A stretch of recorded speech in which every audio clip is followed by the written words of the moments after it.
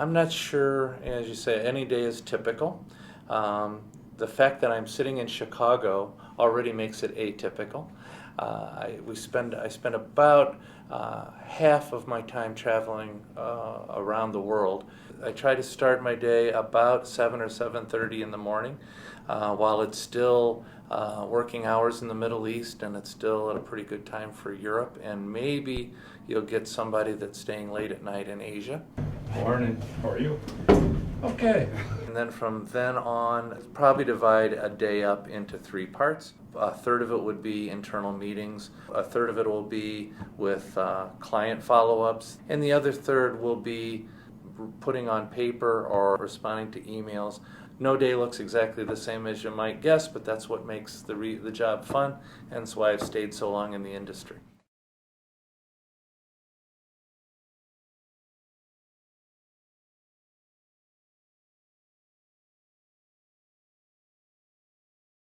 Hey, Cindy? Yeah. Because there's no longer going to be a 1 o'clock meeting either on compensation, can Rashad see me around noon, you think? If that's okay? Hold on, hon.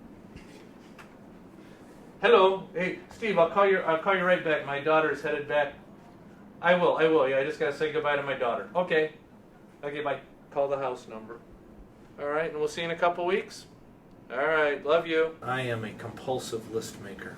I write lists about lists, as they say. I do. I get up in the morning, and then I come in here and I rewrite them because I've thought of 3 other things that need to be done because I can't keep it in my head. David is up to his eyeballs in an M&A project at the moment, and because of that, it has thrown what I thought was my normal Monday schedule kind of up for grabs. So.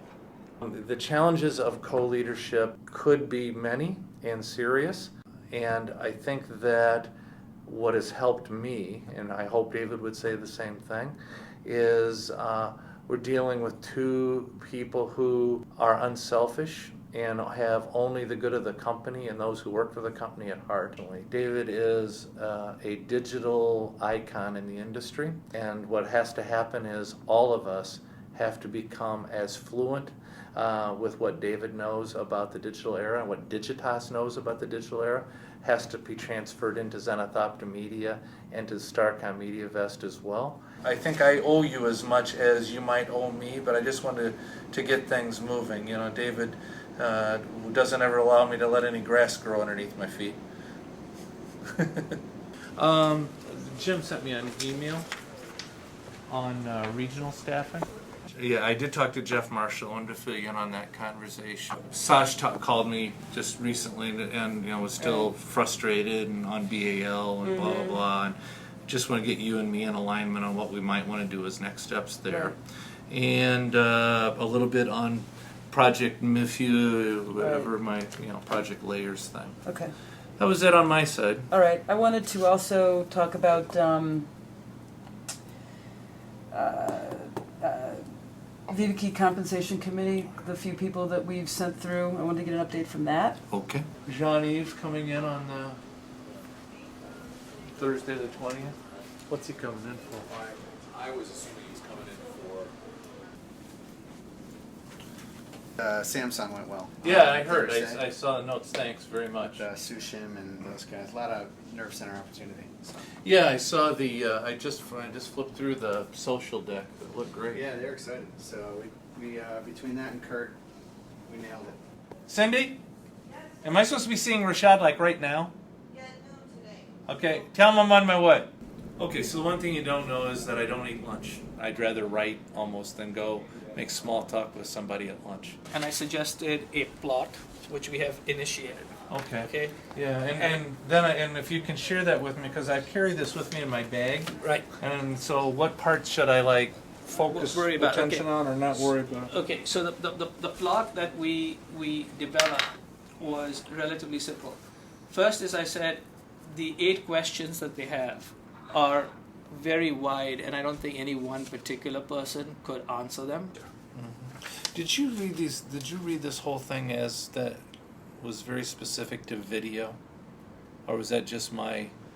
The future of video? No, yeah, well, I mean, this is all the media future, but when I first read it, I thought it was all very video oriented. skewed. Yeah. Would you be interested in taking a picture with an intern today?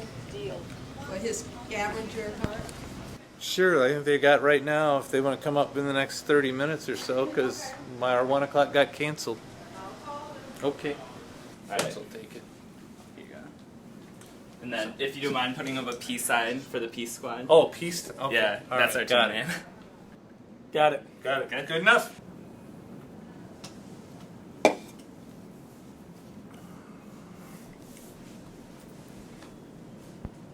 So, what's the topic? Here's what we thought we would do, which is over the weekend, there were a few emails that came around about performance management. So SMG will drop what they've been doing, replace it with this, so again, to them, they don't feel any incremental cost. Because they'll drop this current program and they'll pick up something new. They'll pick up something new, but their allocation will be significantly higher than what they're paying today. Ooh, and why is that? Because this solution is that much more expensive. Oh, David. All right. Yeah, you can sit.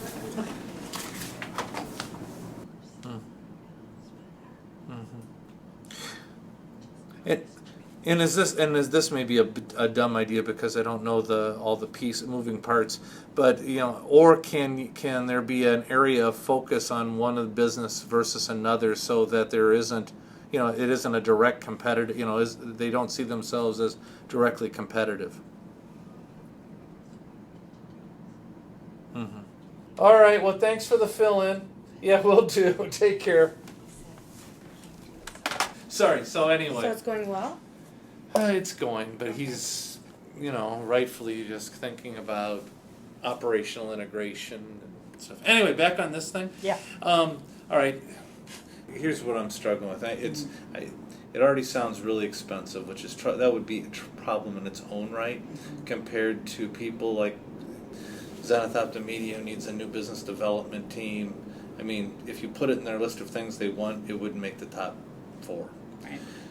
On the SMG side, you're telling them that they're going to replace a program that they loved and liked and have got it pretty well deployed with something more that is more expensive. Mm-hmm.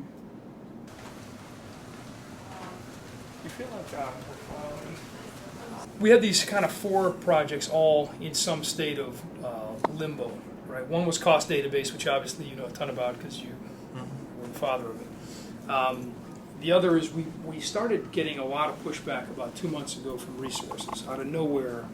I'll bite off the small bits first. I don't know what would hold up Performance, because in my mind, yeah, they're all kind of tied together, but in a way, Performance wasn't even part of when we first met you guys. Right. Performance wasn't ever part of our business. We wouldn't know what the hell we were talking. We wouldn't have been able to scope out anything for Media Bank because we wouldn't have known them. We wouldn't know how they worked, which is less, and less so about Digitas, but Digitas is a close cousin of that, I guess I'd say. So, to me, I think managing that we got to spend a little money to get them up and running, and I would guess that wouldn't be a big issue. I don't know what's holding it up.